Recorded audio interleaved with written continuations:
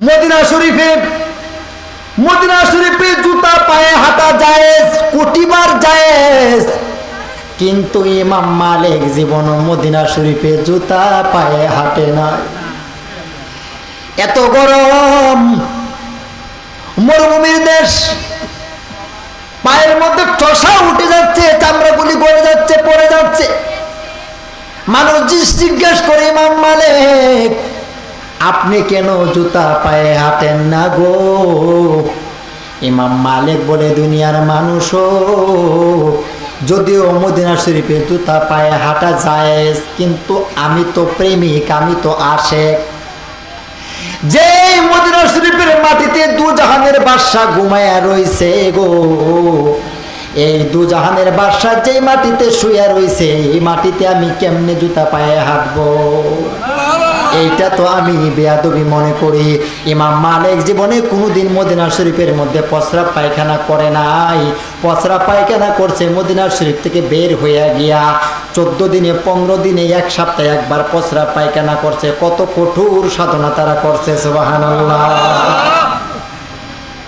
আজ থেকে 1500 বছর আগে কারবালার যুদ্ধ হয়েছে। এই কারবালার যুদ্ধ থেকে মুসলমান 2 ভাগে বিভক্ত। একদল মুসলমান এজিদি মুসলমান, আরেকদল মুসলমান হলো হুসাইনি মুসলমান। কথা বলেন ঠিক? আমরা কি এজিদি না হুসাইনি? কারবালার যুদ্ধে 22,000 এজিদি মুসলমান ছিল। কোন কোন কিতাব লেখে 82,000 এজিদি মুসলমান ছিল। আর নবীর আওলাদ, নবী পাকের পবিত্র পরিবারের পবিত্র সদস্য ছিল মাত্র 72 জন। কোন কিতাব লেখে 82 জন, কোন কিতাব লেখে 92 জন। তাহলে কার কাফেলা বড়, কার দল বড়? এজিদের দল বড় না হুসাইনের দল বড়? দেখবেন গেট লোড গাড়ির চেয়ে লোকাল গাড়ির যাত্রী বেশি, ওয়াজের চেয়ে গান বাজনায় মানুষ বেশি।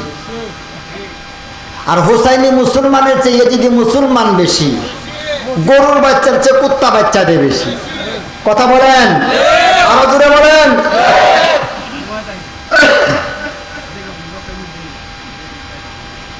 আমি কারবালার আলোচনায় আমি আর যাচ্ছি না, আমি হেডলাইনটা আপনাদেরকে বুঝাইতেছি। মুসলমান যে 2 ভাগে বিভক্ত। কোরআন শরীফে সূরা আছে 3 প্রকার: সূরা মুমিনুন, সূরা কাফিরুন, সূরা মুনাফিকুন। একদল মানুষ মুমিন, একদল মানুষ কাফের, আরেকদল মানুষ হচ্ছে মুনাফিক। কথা বলেন ঠিক কিনা? আমরা কি মুনাফিক? জোরে বলেন, আমরা কি মুনাফিক? আমরা কি কাফের? তাহলে আমরা কি? আমরা মুমিন। আমরা কি? পাকিস্তানের জাতীয় কবি ডক্টর আল্লামা ইকবাল রহমাতুল্লাহ আলাইহি বলেন, ইসলাম জিন্দা হতে হে হার কারবালা কি বাত। ইসলাম জিন্দা হয়েছে, ইসলাম প্রতিষ্ঠিত হয়েছে ইমাম হুসাইনের পবিত্র রক্তের বিনিময়ে। ইমাম হুসাইনকে ভালোবাসার নাম হলো ইমাম। ইমাম হুসাইনকে স্মরণ করার নাম হচ্ছে ইমাম। নামাজের মধ্যে একটা দুরূদ শরীফ আছে, দুরূদ শরীফের নাম দুরূদে ইব্রাহিম। দুরূদে নামাজের বাইরে দুরূদে ইব্রাহিম পড়া মাকরুহ, জায়েজ নাই, গুনাহ হবে। নামাজের ভিতরে পড়তে হবে। বলে কেন? দুরূদে ইব্রাহিম নামাজের ভিতরে পড়ি। দুরূদে ইব্রাহিম পড়লে শুধু দুরূদ শরীফ পড়া হয়, সালাম পড়া হয় না। আল্লাহর হুকুম কি একটা না দুইটা? দুইটা। কোন দুইটা? আমার সাথে সবাই পড়েন, ইন্নাল্লাহা ওয়া মালাইকাতাহু ইউসাল্লুনা আলান নবী ইয়া আইয়ুহাল্লাযীনা আমানু সাল্লু আলাইহি ওয়া সাল্লিমু তাসলিমা। চিৎকার করে বলেন ঘোষণাকার। আল্লাহ বলেন নিশ্চয় ইন্নাল্লাহ, নিশ্চয় আল্লাহ, মালাইকাতাহু এবং আমার ফেরেশতারা ইউসাল্লুনা আলান নবী, আমার নবীর উপর দুরূদ সালাম পড়ে। সুবহানাল্লাহ। ইয়া আইয়ুহাল্লাযীনা আমানু, অতএব তোমরা যারা ইমানদার, যারা আমারে মানো, আমার বন্ধুরে মানো, সাল্লু আলাইহি ওয়াসাল্লিমু তাসলিমা, আমার বন্ধুর উপর দুরূদ শরীফ পড়ো, সালামও জানাও। দুরূদ পড়ো, দুরূদ পড়ো রে, সালাম জানাও সোনার মদিনায়। তাহলে আল্লাহর হুকুম হলো দুইটা, দুরূদও পড়ো, সালামও পড়ো। দুরূদও পড়ো, সালামও পড়ো। দুরূদে ইব্রাহিম পড়লে শুধু দুরূদ শরীফ পড়া হয়, সালাম পড়া হয় না। এই জন্য আমার ভাইয়েরা, দুরূদ ইব্রাহিমের ভাইরে দুরূদে ইব্রাহিম পড়ি আমরা, পড়ে আগে তাশাহুদে নবীকে সালাম জানাই, আসসালামু আলাইকা আইয়ুহান নবী। আছে না? 33,000 প্রকারের দুরূদ শরীফ আছে। অনেক আলেম আছে মিলাদ শরীফ পড়তে বসলে দুরূদে ইব্রাহিম পড়ে, তারপর দোয়া করে, অন্য দুরূদ পড়তে চায়। আছে না নাই? তাহলে বোঝা গেল সালাম কম, নাইলে মতলব খারাপ। 33,000 প্রকারের দুরূদ শরীফ আছে। সুবহানাল্লাহ বলেন না কেন? কি রে বলো, এই হাজার হাজার দুরূদ শরীফ তুই দুরূদে ইব্রাহিম রে অনুভূতি রয়েছিস, কারণ কি? কারণ মতলব খারাপ। দুরূদে ইব্রাহিম পয়রা অন্য দুরূদকে মাইনাস করতে চায়। কথা বলেন ঠিক কিনা?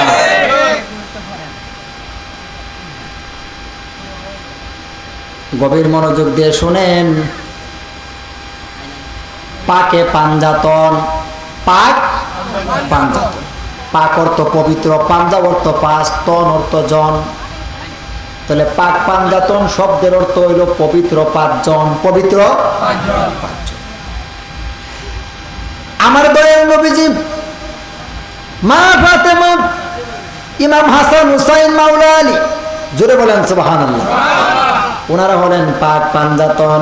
নবীজি একবার কম্বল মোবারক গায়ে দিয়ে বসে আছেন। এমন সময় ইমাম হাসান রাদিয়াল্লাহু তাআলা আনহু আসলেন। নানা ভাই তুমি কি করো? আমার নবী কই, নানা ভাই তুমি আমার কম্বলের ভিতরে আসো। সুবহানাল্লাহ। একটু পরে সাইয়্যিদুশ শুহাদা ইমাম হুসাইন আসলেন রাদিয়াল্লাহু তাআলা আনহু। নানা ভাই তুমি কি করো? আল্লাহর হাবিব বলেন, ও হুসাইন তুমি আমার কম্বলের ভিতরে আসো। একটু পরে মা ফাতেমা আসলেন, বাবা তুমি কি করো আমার সন্তানদেরকে নিয়ে? আমার নবী কই, ফাতেমা দেরি কইরো না, তুমি আমার কম্বলের ভিতরে আয়ো। কয়জন হয়েছে? কয়জন? আর একটু পরে মাওলা আলী কাররামাল্লাহু তাআলা ওয়াজহুল কারীম মাওলা আলী আসলেন। আমার নবী কালী দেরি কইরো না, তুমি আমার কম্বলের ভিতরে আসো। এখন হইল কয়জন? এই রহমতের নবী, রহমতের কোলে বিবি, বাচ্চা, নাতি পুতি সবাইকে কোলে নিয়া, মা ফাতেমা মাওলা আলী হাসান আর হোসেনকে কোলে নিয়া বুকের মধ্যে চাপ দিয়া ধরলেন আর বললেন, ও আয়েশা তুমি সাক্ষী থাকো, আমার বিবি আয়েশা সিদ্দিকা রাদিয়াল্লাহু তাআলা আনহা তুমি সাক্ষী থাকো, যারা আমার কম্বলের ভিতরে আসছে বসছে, যারা আমার কোলে বসছে, এরা হইল আমার আহলে বায়াত, এরা হইল আমার পাক পাঞ্জাতন। ফার্সি ভাষায় বলে পাক পাঞ্জাতন, আর কোরআনের ভাষায় বলে আহলে বায়াত, আহলে। এই জায়গার মধ্যে প্রেমিকরা গান গাইছে, গাইতাম নি একটা গান, আরে গান নামি আর শান শান বেজাল লাগে। আরম্ভ করিলাম দয়াল তোমার নাম করে স্মরণ, নিজ নূরেতে বানাও তারে সেই নূরে পাক পাঞ্জাতন, সেই নূরে পাক পাঞ্জাতন। হযরত আলী মা ফাতেমা ইমাম দুই ভাই নবীর পাশে, আইরে দয়াল ডাকি কাঙ্গাল রই চিরকাল তোমার আসে, আইরে দয়াল। 360 আউলিয়া বন্দি লই তাদের চরণ দুলি, শাক পরিদ কামেল পীর কলমদর সাবওয়ালি, কলমদর সাবওয়ালি। আরে রশিদ মামা মনসুর হাল্লাস করি তো কাজ পাগল বেশে, আইরে দয়াল ডাকি কাঙ্গাল রই চিরকাল তোমার আসে, আইরে দয়াল। বলেন না মারহাবা। আপনার আমার ছায়া আছে না নাই? জোরে বলেন ছায়া আছে না নাই? কিন্তু আমার আপনার নবীর কোনো ছায়া মোবারক ছিল না। সমস্ত প্রাণীর ছায়া আছে, নবীর কোনো ছায়া নাই।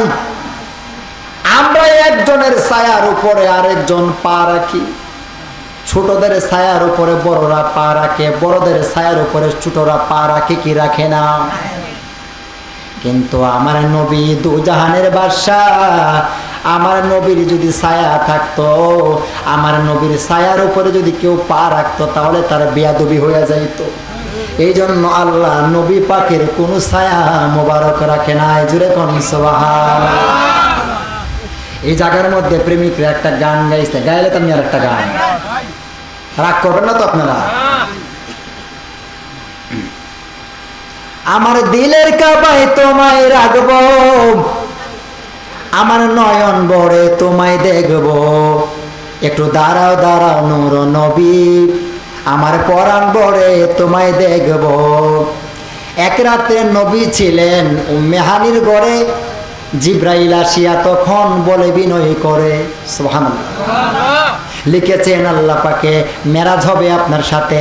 মেরাজে গেলেন নবী, আলাপন হলো সবই, বিদায়কালে আল্লাহ পাকে হলেন বেকার। আর আমার আল্লাহ বলেন বেকারি স্বাদ মিটলো না আমার, তুমি আরো কিছু সময় থাকো, আমার পরাণ ভরে তোমায় দেখবো, একটু দাঁড়াও একটু দাঁড়াও দাঁড়াও নূর নবী, আমার নয়ন ভরে তোমায় দেখবো। আশেক মাশুকের খেলা খেলছে দমে দমে, ছায়া খায়া এক হয়ে যায় আরো সে আউজিমে। বিদায় নিলেন রাসূলুল্লাহ, ফিরে গেলেন বাইতুল্লাহ, উম্মে হানির ঘরে গেলেন, বিছানা গরম পেলেন। এরই মধ্যে 27 বছর হইয়াছিল গত, আমার আল্লাহ বলে আমার হাবিব আমারই মতো। এরই মধ্যে 27 বছর হইয়াছিল গত, আল্লাহ বলেন আমার নবী আমারই মতো। খোদার ইশকের গুণে নূর নবী, আমার দিলের কাবায় তোমায় রাখবো, একটু দাঁড়াও দাঁড়াও নূর নবী, আমার নয়ন ভরে তোমায় দেখবো। সকালবেলা দয়াল নবী বাইতুল্লাহ আসিয়া সাহাবায়ে কেরামগণকে আনিলেন ডাকিয়া, মেরাজের সব ঘটনা করিলেন সব বর্ণনা। পাঁচখানা নামাজ হলো, শরীয়ত জারি হলো, নামাজে মুমিনের মেরাজ বলছে আল্লাহ পাকে। তবে নূর নবীজির নূর তাজাল্লা যার কলবে আছে, চিৎকার করে বলেন ইয়া রাসূলুল্লাহ। রাকি বলে ইয়া রাসূলুল্লাহ, আমার দিলের কাবায় তোমায় রাখবো।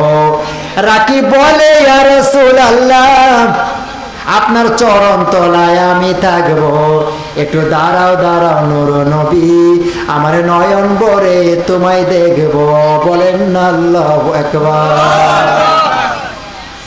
নামাজ মুমিনের জন্য মেরাজ, ঠিক কিনা? এখানে আশেক কি বুঝাইতেছেন?